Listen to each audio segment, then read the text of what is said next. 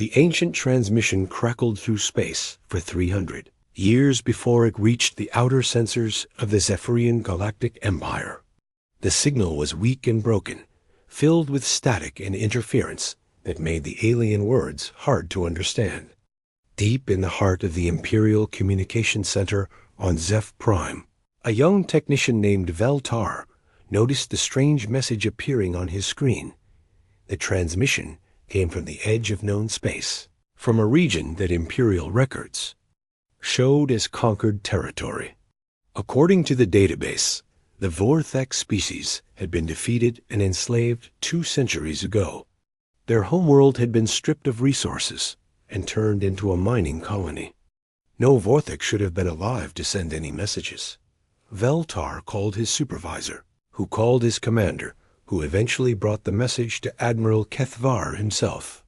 The admiral was a massive Zephyrian with dark blue skin and 6 arms, each one decorated with the scars of a dozen conquests. He had personally led the campaign against the Vorthek and remembered their final surrender quite clearly. The message began with identification codes that were definitely Vorthek in origin. Then came the voice of an old alien speaking in their native language, which the Imperial computers slowly translated into Zephyrian text. The words appeared on the screen one by one, creating a warning that would haunt the Empire for years to come. The dying Vorthek elder spoke of a species he had never seen but had heard about from traders and refugees.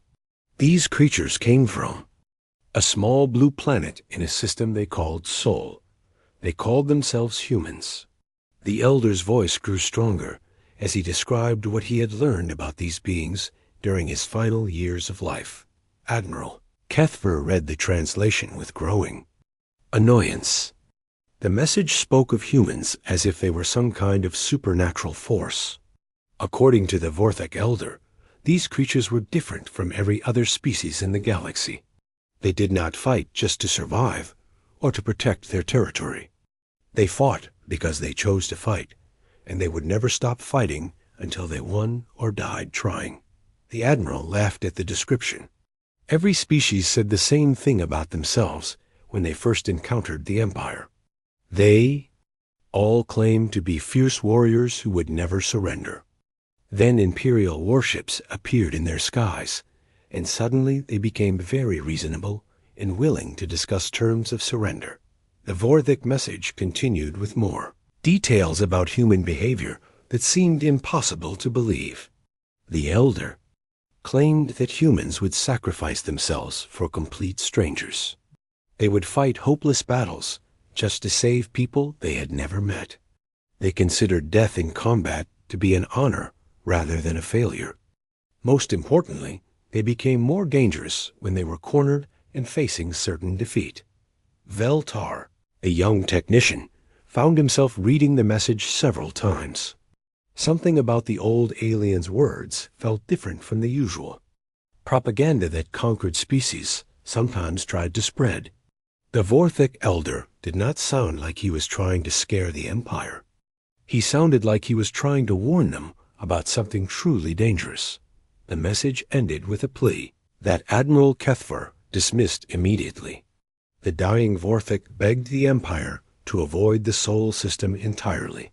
He said that contact with humans would bring nothing but death and destruction to both species.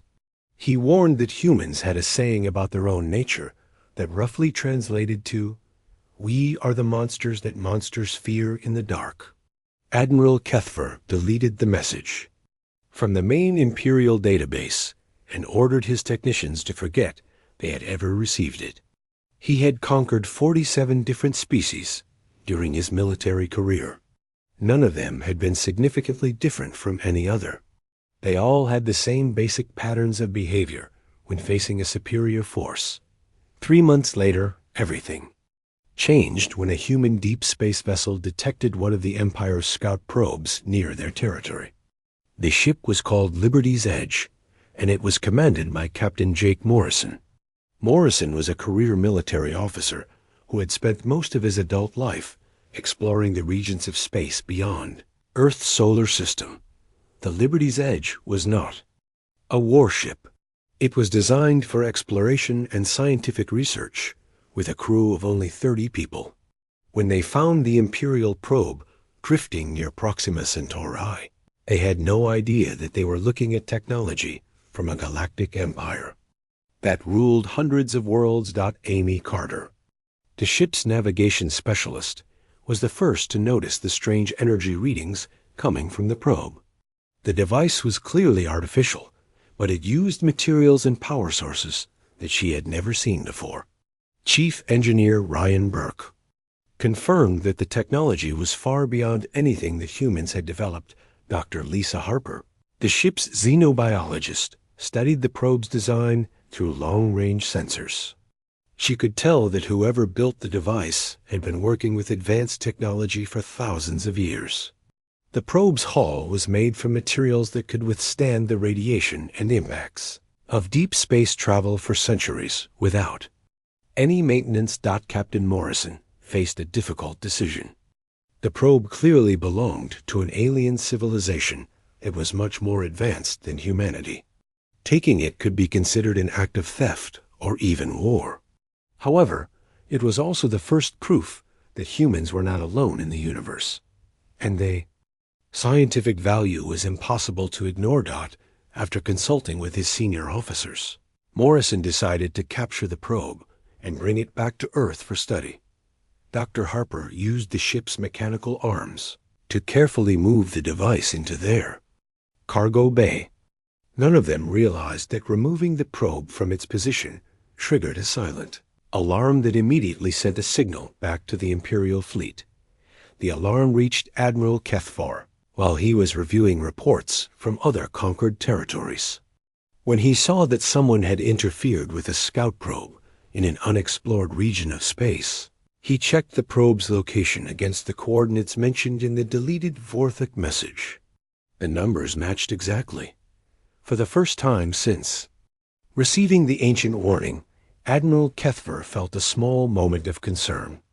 However, his military training quickly overcame any doubts. If there really was a species called humans living in the Sol system, they would be dealt with like every other primitive civilization that the Empire had encountered.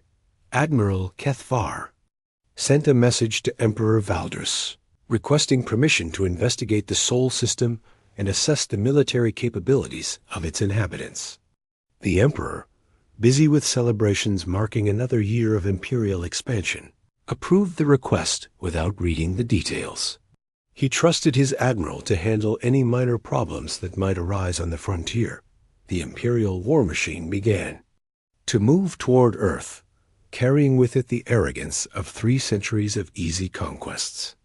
None of them remembered the warning from a dying alien who had tried to save them from their own mistakes. The Zephyrian Empire was about to learn that some species were different from all the others, and that difference would cost them everything they had built. 3 months passed before the humans on Earth realized that their quiet exploration of space had triggered something much larger than they could imagine. The Liberty's Edge had returned to Earth with the captured probe, and Dr. Lisa Harper had spent weeks studying its advanced technology in a secure laboratory beneath the Rocky Mountains. The probe revealed secrets that both excited and terrified the scientific community. Its power source used principles that human physics was only beginning to understand. The materials in its hull were stronger than anything humans could produce, yet they were crafted with precision that suggested mass production on an enormous scale. Most disturbing of all, the probe's memory banks contained star charts showing hundreds of solar systems under the control of something called the Zephyrian Empire. President Michelle Torres received the classified report on a Tuesday morning while drinking coffee in the Oval Office. She read through Dr. Harper's conclusions twice before calling an emergency meeting of the United Earth Defense Council. The implications were clear and frightening. Humanity had just announced its presence to a galactic empire that had already conquered hundreds of other worlds. General Peter Collins arrived at the White House within an hour of receiving the president's call. He was a tall man with gray hair who had spent his entire career preparing for conflicts that everyone hoped would never happen. As he read the probe analysis, his military mind immediately began calculating Earth's defensive capabilities against an enemy with technology centuries ahead of their own. Secretary of State Karen Bell joined the meeting by secure video link from Geneva, where she had been negotiating trade agreements that suddenly seemed very unimportant. Her diplomatic experience told her that first contact with an alien civilization should be handled carefully, with patience and respect for cultural differences. However, the probe's data suggested that the Zephyrian Empire was not interested in peaceful coexistence. The debate in the Situation Room was interrupted by an urgent call from the Joint Space Command Center in Colorado. Director Sam Martinez's voice was tense as he reported that their deep space sensors had detected massive objects decloaking near Earth's moon. The objects were clearly artificial and definitely not human in origin. Within minutes, television screens around the world began showing images that would be remembered for generations. Enormous alien warships hung in space like dark clouds, their hulls stretching for miles and bristling with weapons that no human engineer could identify. The largest ship was positioned directly between Earth and the moon, its shadow falling. Across the lunar colonies where 50,000 people lived and worked, Admiral Kethvar stood on the bridge of his flagship, the Stellar Dominion, and looked down at the small blue planet that had caused so much trouble. From space, Earth looked peaceful and defensible, with primitive orbital stations and a few small colonies on nearby planets. The humans appeared to have achieved basic space travel, but nothing that would threaten an Imperial fleet. The Admiral opened a communication channel to the planet below and began broadcasting in the broken English that his computers had assembled from intercepted human transmissions. His message was simple and direct, the same ultimatum that the Empire had delivered to dozens of other species over the centuries. People of Earth, you have 72 hours to surrender your planet and all your colonies to the Zephyrian Empire. You will lay down your weapons, dismantle your military forces, and prepare your population for relocation to labor camps throughout Imperial space. Any resistance will result in the complete destruction of your species. You have been warned. President Torres listened to the alien broadcast with a growing sense of anger that surprised her diplomatic staff. She had spent her political career negotiating compromises and finding peaceful solutions to international conflicts. However, something about the casual way the aliens discussed enslaving humanity triggered a response that was deeper than politics or diplomacy. General Collins was already mobilizing every military asset that Earth possessed. The planet's defense fleet consisted of 37 warships, most of them designed for patrol duties rather than major combat. The orbital defense platforms had powerful weapons, but they were fixed in position and vulnerable to attack from multiple directions. Earth's total military strength would barely qualify as a single battle group in the Imperial Fleet. Secretary Bell argued for immediate diplomatic contact with the alien commander. She believed that there might be room for negotiation, perhaps some kind of peaceful coexistence that would avoid the complete destruction that the aliens threatened. Her years of diplomatic experience had taught her that even the most aggressive opponents usually wanted something that could be negotiated. The debate ended when Captain Danny Walsh volunteered to lead a diplomatic mission to the alien flagship.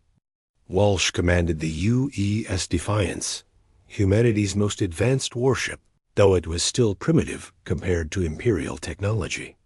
His crew included communications officer Tracy Mills and tactical specialist Chris Anderson, both of whom had studied the captured probe's systems. The small human delegation approached the Stellar Dominion in a shuttle that looked like a toy. Compared to the massive Imperial warship, Captain Walsh wore his dress uniform and carried a white flag, traditional symbols of peaceful intention that he hoped the aliens would understand. Tracy Mills had prepared translation software based on the alien broadcast, while Chris Anderson quietly recorded everything for later analysis.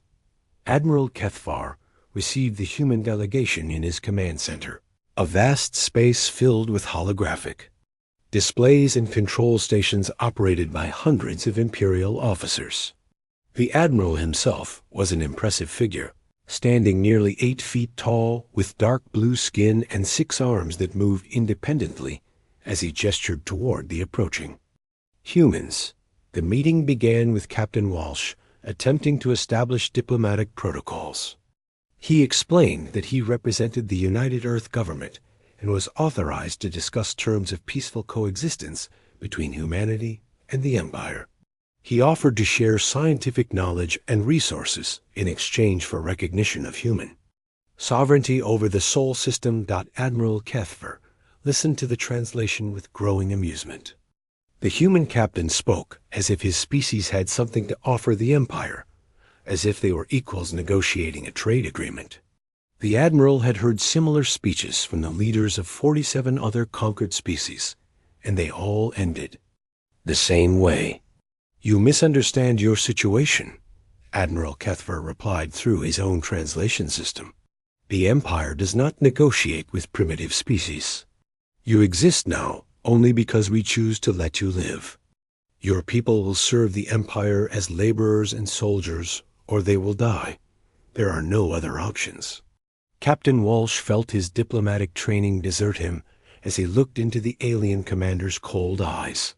He realized that these creatures had never considered humans to be people at all. They saw Earth's population as resources to be harvested, like minerals from an asteroid or gases from a nebula. "Our people will never accept slavery," Walsh said quietly. "We would rather die free than live as your property." Admiral Kethvar's response was swift and brutal. He gestured to his guards, who immediately seized Tracy Mills and Chris Anderson. Before Captain Walsh could protest, the Admiral drew an energy weapon and executed both officers in front of their commander. Their bodies collapsed to the deck, leaving Walsh alone with the aliens who had just murdered his friends. "Now you understand," Admiral Kethvar said as he holstered his weapon. "Resistance brings death. Obedience brings life. Choose wisely, human." As guards dragged Captain Walsh to the detention cells, he managed to activate his emergency transmitter and send a coded message back to Earth. The transmission was brief but clear. "They think we're prey. Show them we're predators." The message reached General Collins just as Imperial forces began their bombardment of human orbital installations, officially beginning what historians would later call the Terran War. The Imperial attack began exactly 72 hours after Admiral Kethvar delivered his ultimatum to Earth. Massive energy beams lanced down from the alien warships, targeting military installations and orbital defense platforms with surgical precision. The aliens followed their standard conquest protocol, destroying humanity's ability to fight back while keeping the civilian population alive for future enslavement. Admiral Kethvar watched the bombardment from his command center and felt satisfied with the operation's progress. His forces had destroyed 12 human warships in the first hour of combat, along with most of Earth's orbital weapons platforms. The remaining human vessels were retreating toward the outer planets, exactly as he had expected. Every species followed the same pattern when faced with overwhelming Imperial firepower. However, the Admiral's satisfaction began to fade as reports came in from his other task forces. The attacks on Mars and the outer colonies were not proceeding according to plan. Instead of surrendering after losing their military forces, the human colonists were fighting back with improvised weapons and guerrilla tactics that the Imperial forces had never encountered before. On Mars, colony administrator Beth Turner had spent the 3 days after the ultimatum transforming the planet's industrial facilities into weapons of war. The massive terraforming machines that had been slowly changing the Martian atmosphere were now producing combat drones and automated defense turrets. Every factory that had manufactured civilian goods was retooled to create explosives and ammunition. When Imperial dropships landed near New Geneva, the largest city on Mars, they expected to find terrified civilians waiting to be processed for transport to slave camps. Instead, they found a city that had become a fortress. F. Turner had organized the population into resistance cells, with every adult trained in basic combat tactics and equipped with weapons, manufactured in the converted factories. The Imperial ground forces were elite soldiers who had conquered dozens of worlds, but they had never faced an enemy like the human colonists. The Martians used their knowledge of the planet's terrain and industrial systems to create traps and ambushes that caught the aliens completely off guard. Mining charges became improvised explosives that collapsed buildings on top of advancing. Imperial troops. Colonel Sam Rodriguez commanded the defense of Luna Station, the largest settlement on Earth's moon. When Imperial warships moved to bombard the lunar colonies, Rodriguez activated a plan that his engineers had developed during the 3-day warning period. The moon's massive mining equipment was turned toward space, launching chunks of rock and metal at incredible velocities toward the attacking alien ships. The kinetic bombardment caught the Imperial fleet by surprise. Their shields were designed to deflect energy weapons and small debris, not multi-ton boulders traveling at orbital velocity. Lieutenant Nicole Parker, Rodriguez's tactical officer, had calculated the trajectories perfectly, and 3 Imperial cruisers were crippled before they realized what was happening. The most shocking moment came when the aliens tried to retreat from the lunar bombardment. Instead of allowing them to withdraw and regroup, the human defenders launched every available spacecraft in suicide attacks against the damaged Imperial vessels. Civilian shuttles and cargo haulers, loaded with explosives and piloted by volunteers, rammed into alien warships with no regard for their own survival. Dr. Coven Hayes worked frantically in his hidden laboratory on Europa, one of Jupiter's moons, analyzing fragments of Imperial technology that had been recovered from the early battles. His research team, including physicist Maria Gonzalez and engineer Tony Smith, had discovered a critical weakness in the alien energy shields that protected their warships. The Imperial shields operated on specific frequency patterns that could be disrupted by precisely modulated energy pulses. Dr. Hayes transmitted this information to every human military unit still capable of receiving communications, and the effect was immediate. Human weapons that had been useless against Imperial shields suddenly became deadly effective. Admiral Kethfer received reports of the shield failures with growing alarm. His tactical officers could not explain how a primitive species had discovered a weakness that Imperial engineers had never noticed. The humans were adapting to Imperial technology faster than any species the Empire had ever encountered, and they were using that knowledge to inflict serious casualties on his forces. A turning point came when Captain Jennifer Stone found herself commanding the badly damaged cruiser New York as it limped away from a failed attack on an Imperial dreadnought.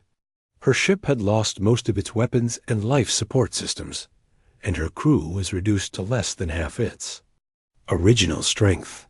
According to every military manual ever written, the rational decision would be to surrender or retreat. Instead, Captain Stone made a choice that would become legendary throughout human space. She ordered her remaining crew to abandon ship, then turned the New York directly toward the Imperial dreadnought's stellar dominion. As her cruiser accelerated toward the massive alien warship, she broadcast a message on all frequencies that every human and alien in the solar system could hear. For every ship you destroy, we'll take 10 of yours with us, Captain Stone announced as she overrode the safety systems on her ship's antimatter reactor. We are humans, and we do not surrender. We do not retreat. We do not yield. Admiral Kethfor watched in horror as the human cruiser smashed into his flagship's hull and exploded in a burst of antimatter that lit up the solar system like a small sun. The explosion tore through the Stellar Dominion's armor and destroyed entire sections of the massive warship. Thousands of Imperial crew members died in seconds, and the Admiral himself was thrown across his command center by the impact dot as emergency systems activated throughout his damaged flagship. Admiral Kethvor realized that something fundamental had gone wrong with the conquest of Earth. The humans were not behaving like any species the Empire had ever encountered. They were willing to sacrifice themselves, not just to survive, but to inflict damage on their enemies. They considered death in combat to be preferable to life under Imperial rule. Reports continued to pour in from across the solar system, each one more disturbing than the last. Human civilians were attacking Imperial positions with farming equipment and construction tools. Children too young to serve in the military were carrying messages and supplies to resistance fighters. Even the wounded and elderly were contributing to the war effort in whatever way they could manage. The most troubling report came from the Imperial Intelligence Division, which had been monitoring human communications throughout the battle. Instead of the panic and despair that typically followed Imperial attacks, the human broadcasts were filled with anger and determination. They spoke of honor and duty and sacrifice, concepts that Imperial analysts could not translate properly into their own language. Admiral Kethver sent an urgent message to Emperor Valdris on the Imperial homeworld, requesting immediate reinforcements and permission to use planet-killing weapons against Earth. His report included tactical analysis that would have seemed impossible just days earlier. The human species was more dangerous than any enemy the Empire had ever faced, and the war was far from over. The Admiral's final sentence haunted Imperial commanders for years to come. These humans do not fight to win or lose. They fight because fighting is what they choose to do, and they will never stop choosing to fight us. Emperor Valdris read Admiral Kethvor's report 3 times before he fully understood what his commander was telling him.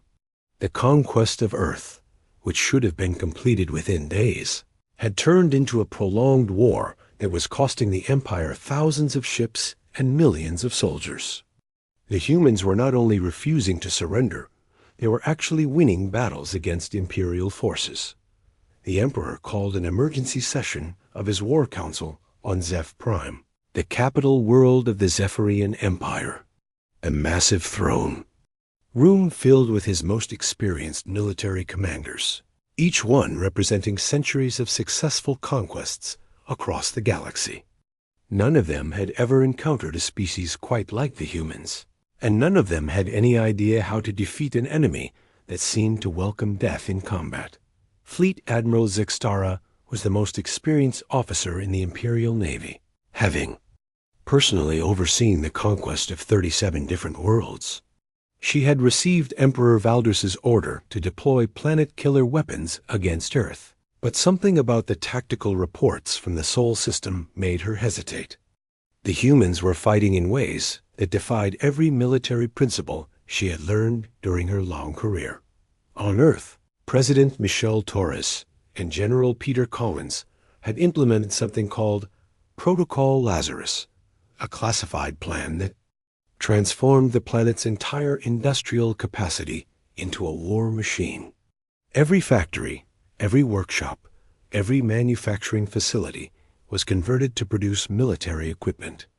Civilian workers found themselves building spacecraft and weapons instead of cars and computers. Joe Martinez had worked in an automobile factory for 20 years, installing engines and transmission systems in civilian vehicles.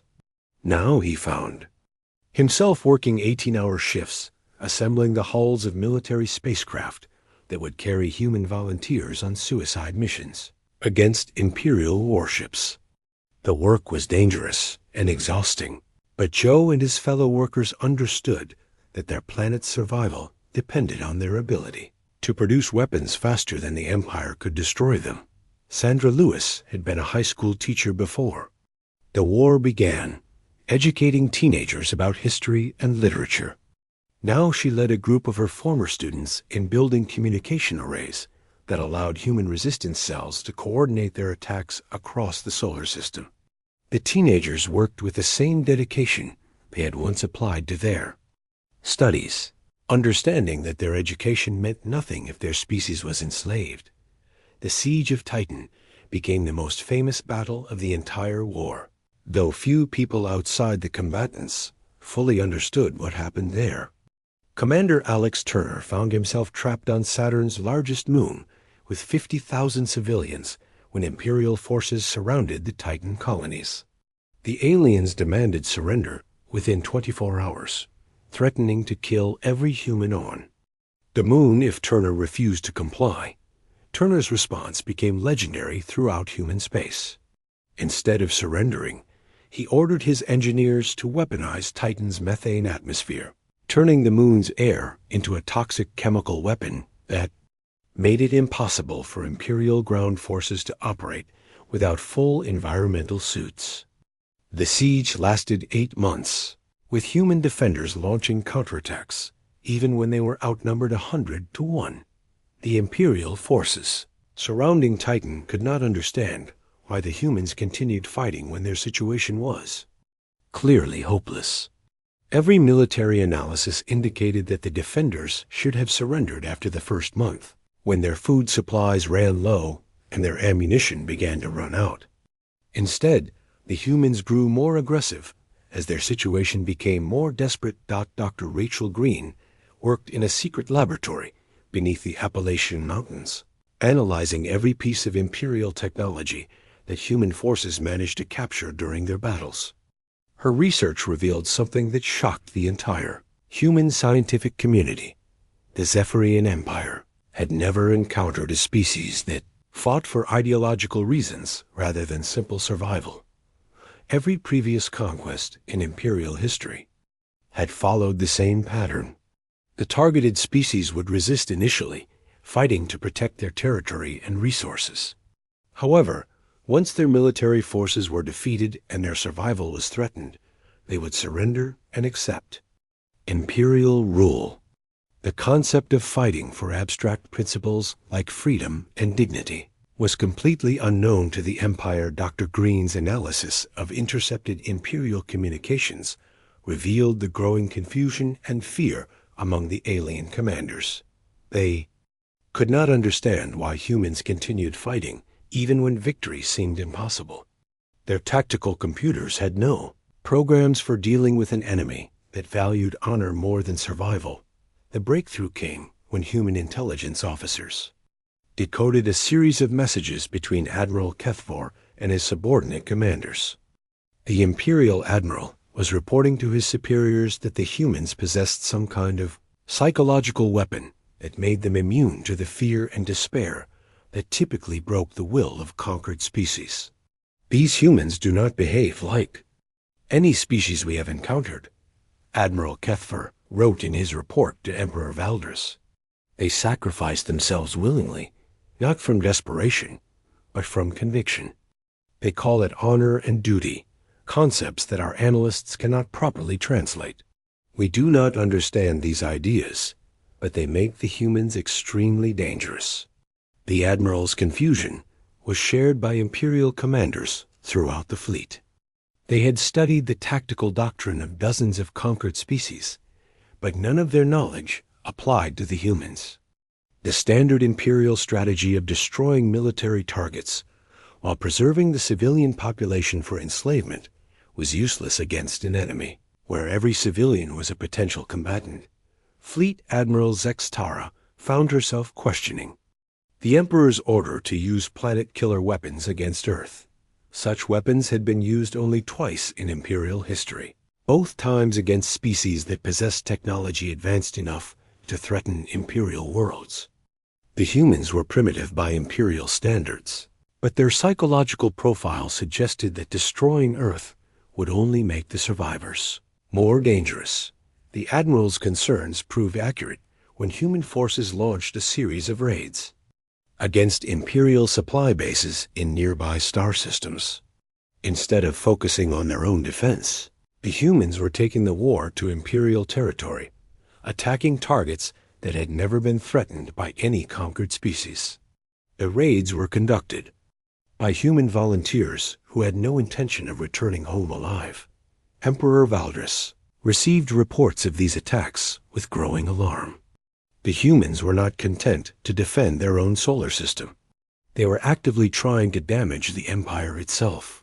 Intelligence reports suggested that human raiders were making contact with enslaved populations on Imperial worlds, spreading information about successful resistance against Imperial forces.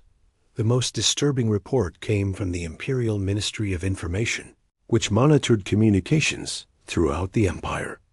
Enslaved species on dozens of worlds were beginning to ask questions about the war in the Sol system. They wanted to know how a primitive species like the humans could successfully resist Imperial conquest, and whether similar resistance might be possible on their own worlds. For the first time in the Empire's 300-year history, Emperor Valdris faced the possibility that a single conquest could trigger rebellions throughout Imperial space. The humans had done more than just resist. They had provided an example that other species might choose to follow. The Emperor realized that his empire's greatest fear was coming true. They had awakened a species that fought not for conquest, but for the liberation of others. The war in the Sol system was no longer just about conquering Earth. It had become a test of the Empire's ability to maintain control over hundreds of worlds, filled with species who were beginning to believe that freedom might be possible after all. The war reached its final phase when humanity launched Operation Prometheus, a desperate counterattack aimed directly at the heart of the Zephyrian Empire. Captain Lavra Davis stood on the bridge of her flagship Constitution, looking out at the strangest fleet in human history. Her armada consisted of converted cargo ships, mining vessels, and passenger liners that had been transformed into weapons of war during the 18 months of fighting. The human fleet had gathered in secret, beyond the orbit of Pluto, where Imperial sensors could not detect their preparations. Every ship was crewed by volunteers who understood that they were embarking on a one-way mission to the Imperial homeworld of Zeph Prime. The plan was simple and suicidal: punch through Imperial defenses and strike at the Empire's capital before reinforcements could arrive. Lieutenant Scott Parker, the fleet's chief navigator, had spent months plotting a course through the Veil Nebula, a region of space that Imperial forces considered impassable. And nebula's radiation and gravitational anomalies made navigation extremely dangerous, but they also provided perfect cover for a surprise attack. Parker's calculations showed that the human fleet could reach Zeph Prime undetected if they were willing to accept heavy casualties during the passage. Emperor Valdris was hosting a celebration in his palace when the human fleet emerged from the nebula like ghosts materializing from the void. The Imperial capital was supposed to be the most heavily defended world in the galaxy, protected by 3 full battle fleets and orbital defense platforms that could destroy entire armadas. However, the defenders were caught completely off guard by an attack that should have been impossible. The human ships looked like they had been through hell during their passage through the nebula. Their hulls were scarred by radiation and pitted by micrometeorites. Their shields were flickering and unstable, and many vessels were trailing atmosphere from hull breaches. Any rational enemy would have retreated to repair their damage before attempting to engage Imperial forces. Instead, the humans attacked immediately with a ferocity that stunned the Imperial defenders. Captain Davis led the charge in her flagship, ignoring the massive Imperial dreadnoughts and targeting the orbital defense platforms that protected the planet's surface. Her converted cargo ships might not have been able to match Imperial warships in direct combat, but they carried enough explosive power to cripple any target they could reach. The battle for Zeph Prime became the most chaotic engagement of the entire war.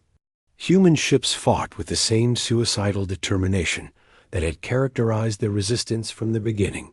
ramming Imperial vessels when their weapons failed and using their own destruction as weapons against the enemy. The Imperial home fleet, which had never faced serious opposition, found itself fighting for survival against an enemy that seemed to have no regard for military logic. Dr. Amanda Foster worked frantically in her laboratory aboard the Constitution, putting the finishing touches on a computer virus that she had developed using captured Imperial technology. The virus was designed to spread through the Empire's communication networks, broadcasting a specific message on every Imperial channel throughout the galaxy. Foster had spent months perfecting the code, knowing that she would have only one chance to deploy it successfully. As the battle raged around Zeph Prime, Foster activated her virus and watched it spread through the Imperial communication grid like wildfire. Within minutes, every Imperial world in the galaxy was receiving the same transmission, the ancient warning from the Vorthic Elder that Admiral Kethver had dismissed so carelessly 18 months earlier. The message played repeatedly on every Imperial channel, reminding the Empire's commanders of the warning they had ignored. "You should have listened," the dead alien's voice echoed across hundreds of worlds. "The humans do not surrender. They do not yield. They will follow you to the edge of the galaxy and beyond." Admiral Kethvar, commanding what remained of the Imperial home fleet from his damaged flagship, listened to the Vorthic warning with a growing sense of despair. His forces were being systematically destroyed by human ships that should have been easy targets for Imperial weapons. The humans were using tactics that violated every principle of space combat, turning their own deaths into weapons against the Empire. The Admiral made one final desperate gambit, ordering his remaining ships to ram the human fleet in a massive kamikaze attack. If the humans wanted to fight without regard for their own survival, he would match their tactics and see who could be more ruthless. His order was broadcast throughout the Imperial fleet, calling for every ship to sacrifice itself to stop the human advance. The response shocked Admiral Kethver to his core. The human fleet immediately moved to meet his kamikaze attack, matching his ships one for one in a collision course that would destroy both fleets. Captain Davis herself led the charge, accelerating her flagship directly toward the Admiral's dreadnought while broadcasting a message that every Imperial ship could hear. "We told you we were different," Davis announced as her ship closed the distance to the Imperial flagship. "We told you we would never surrender. Now you get to learn what that really means." The two fleets collided in a series of explosions that lit up the Zeph Prime system like a string of miniature suns. When the debris finally cleared, both the human attack fleet and the Imperial home fleet had been completely destroyed. Admiral Kethver died in the collision, his final transmission a warning to his Emperor that the humans had achieved the impossible. They had matched the Empire's willingness to die for victory. Emperor Valdris watched the destruction of his home fleet from his palace bunker, surrounded by advisors who could no longer pretend that the war was going according to plan. Reports were coming in from across the galaxy, describing rebellions on dozens of Imperial worlds. The example of human resistance had inspired other conquered species to begin their own fights for freedom. The Emperor faced a choice that no Imperial ruler had ever confronted before. He could continue the war against humanity and risk losing his entire empire to rebellions, or he could negotiate a peace treaty that would acknowledge human independence and potentially encourage more resistance movements throughout Imperial space. The decision became inevitable when his own military commanders began questioning their orders. The Imperial fleet had lost too many ships fighting the humans, and morale throughout the Empire was collapsing as news of the human victories spread. For the first time in 3 centuries, the Zephyrian Empire was facing the possibility of complete defeat. President Torres received the Imperial peace offer while standing in the ruins of New York City, which had been destroyed during the early days of the war. The terms were simple: complete human independence in exchange for an end to hostilities. The Empire would withdraw from all human territory and recognize Earth's sovereignty over the Sol system. Secretary of State Bill Henderson negotiated the final details of the treaty in a ceremony that was broadcast throughout both human and imperial space. The agreement granted humans full recognition as a galactic power and established diplomatic relations between Earth and the Empire. More importantly, it included clauses that allowed humans to provide assistance to other species seeking independence. From imperial rule, the war officially ended after 18 months of fighting that had cost millions of lives on both sides. However, the real consequences were just beginning to unfold across the galaxy. Captain Steve Roberts, now commanding the rebuilt Liberty's Edge, began receiving distress calls from dozens of worlds where enslaved species were attempting their own rebellions against imperial forces. The final message of the war came not from any government or military commander, but from a coalition of human civilian organizations that had formed during the conflict. Their transmission was broadcast to every inhabited world in the galaxy, carrying a promise that would reshape the balance of power throughout known space. To all species under oppression, you are not alone, the message declared. Humanity stands with those who choose freedom over servitude. We are coming to help, and we will never stop coming until every thinking being in the galaxy has the right to determine their own destiny. The Zephyrian Empire had learned too late that some species were fundamentally different from all others. They had awakened a force that would never be satisfied with mere survival, a species that fought not for conquest, but for the liberation of others.